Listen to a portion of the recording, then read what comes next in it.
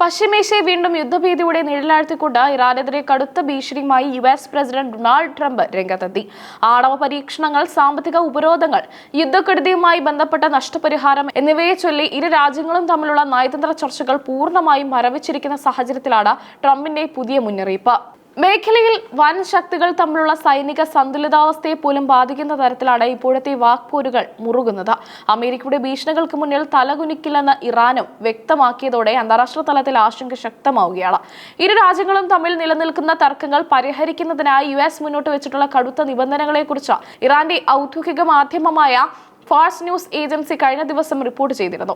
ഈ വാർത്ത പുറത്തു വന്നതിന് തൊട്ടു പിന്നാലെയാണ് ഇറാനെതിരെ കൂടുതൽ കർശനമായ നടപടികളിലേക്ക് കടക്കുമെന്ന സൂചനയുമായി ട്രംപ് പരസ്യമായി രംഗത്തെത്തിയത്. ഇറാന്റെ ആണവ മോഹങ്ങൾക്ക് പൂർണ്ണമായി തടയിടുകയും മേഖലയിൽ അമേരിക്കയുടെ മേധാവിത്വം ഉറപ്പാക്കുകയും ചെയ്യുക എന്ന ലക്ഷ്യത്തോടെയാണ് ട്രംപ് ഭരണകൂടം നിലപാടുകൾ കടുപ്പിക്കുന്നത്. അമേരിക്ക മുന്നോട്ട് വെച്ചിരിക്കുന്ന 5 പ്രധാന ഉപാധികൾ അംഗീകരിക്കാൻ തയ്യാറായാൽ മാത്രമേ ചർച്ചകൾ പുനരാരംഭിക്കൂ എന്നാണ് വാഷിംഗ്ടണിന്റെ നിലപാട്. ഇറാൻ നിലവിൽ ഉൽപ്പാദിച്ച് കൂട്ടിയിട്ടുള്ളതിൽ 400 കിലോഗ്രാം സമ്പുഷ്ടീകരിച്ച യുറേനിയം അമേരിക്കയ്ക്കോ അല്ലെങ്കിൽ അന്താരാഷ്ട്ര ആണവോർജ്ജ ഏജൻസിക്കോ കൈമാറണമെന്നതാണ് ഇതിൽ ഒന്നാമത്തെയും ഏറ്റവും പ്രധാനപ്പെട്ടതുമായ വ്യവസ്ഥ.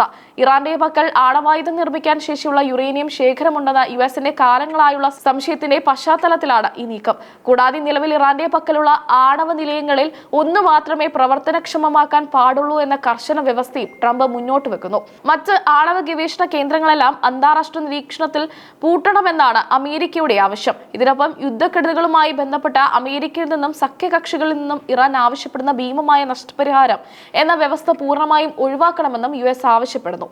ഇറാൻ ഏറ്റവും കൂടുതൽ പ്രതിസന്ധി നേരിടുന്ന സാമ്പത്തിക മേഖലയെ സമ്മർദ്ദത്തിലാക്കുന്ന വ്യവസ്ഥകളും ട്രംപിന്റെ ഉപാധികളിലുണ്ട്. അന്താരാഷ്ട്ര ബാങ്കുകളിലും USലുമായി മരവിപ്പിച്ച് നിർത്തിയിരിക്കുന്ന ഇറാന്റെ കോടിക്കണക്കിന് ഡോളർ മൂല്യമുള്ള ആസ്തികൾ ഇപ്പോഴത്തെ അവസ്ഥയിൽ തന്നെ തുടരുമെന്നാണ് അമേരിക്കൻ നിലപാട്.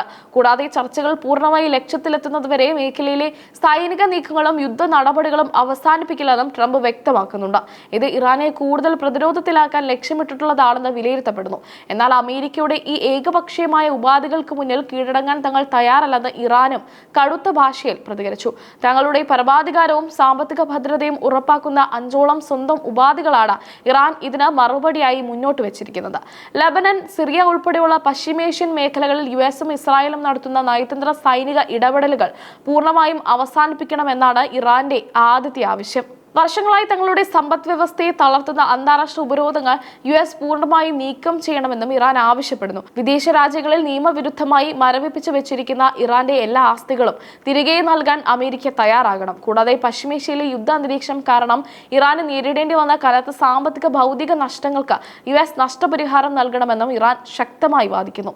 മേഖലയിലെ തന്ത്രപ്രധാനമായ ജലപാതയായ ഹോർമുസ് കടലിടുക്കിന്റെ പൂർണ്ണമായ പരമാധികാരം ഇറാന്റേതാണെന്ന് അന്താരാഷ്ട്ര സമൂഹം അംഗീകരിക്കണമെന്നതാണ് ഇറാന്റെ മറ്റൊരു പ്രധാന ആവശ്യം. ലോകത്തെ എണ്ണക്കടത്തിന്റെ ഭൂരിഭാഗവും കടന്നുപോകുന്ന ഈ കടലിടുക്കിൽ മേധാവിത്വം ഉറപ്പാക്കുന്നത് വഴി അമേരിക്കൻ കപ്പലുകളുടെ സാന്നിധ്യം കുറയ്ക്കാനാണ് ഇറാൻ ശ്രമിക്കുന്നത്. ഈ 5 ആവശ്യങ്ങൾ പരിഗണിച്ചാൽ മാത്രമേ അമേരിക്കയുമായി ഇനി ഏതൊരു ചർച്ചയ്ക്കുമുള്ളൂ എന്ന് ഇറാൻ പ്രഖ്യാപിച്ചു കഴിഞ്ഞു. അതിനിടെ അമേരിക്കയും ഇസ്രായേലും ചേർന്ന് ഇറാന്റെ ആഭ്യന്തര സുരക്ഷ തകർക്കാൻ ഗൂഢാലോചന നടത്തുകയാണെന്ന് ഇറാൻ പ്രസിഡന്റ് മസൂദ് പെസഷ്കിയാൻ തുറന്നടിച്ചു.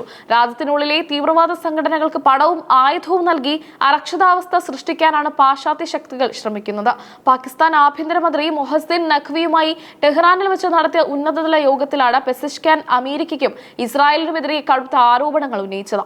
എന്നാൽ ഇറാനെ ഒറ്റപ്പെടുത്താനും തകർക്കാനുമുള്ള US ഇസ്രായേൽ സഖ്യത്തിന്റെ പദ്ധതികൾ തകിടം മറിഞ്ഞതായും പെസഷ്കിയാൻ അവകാശപ്പെട്ടു. ഇറാന്റെ അയൽ രാജ്യങ്ങളായ പാകിസ്ഥാൻ, അഫ്ഗാനിസ്ഥാൻ, ഇറാഖ് എന്നിവർ തങ്ങളുടെ മണ്ണ് ഇറാനെതിരെയുള്ള സൈനിക നീക്കങ്ങൾക്കായി വിട്ടു നൽകാൻ തയ്യാറാകാതിരുന്നതാണ് ഈ പദ്ധതികളുടെ പരാജയത്തിന് കാരണം. അയൽ രാജ്യങ്ങൾ കാണിച്ച ഈ നയതന്ത്രപരമായ നിലപാടിന് അദ്ദേഹം പ്രത്യേകമായി നന്ദി അറിയിക്കുകയും ചെയ്തു. വരും ദിവസങ്ങളിൽ ഈ മേഖലയിലെ നയതന്ത്ര നീക്കങ്ങൾ എങ്ങോട്ട് തിരിയുമെന്ന ആകാംക്ഷയിലാണ് ലോകരാജ്യങ്ങൾ.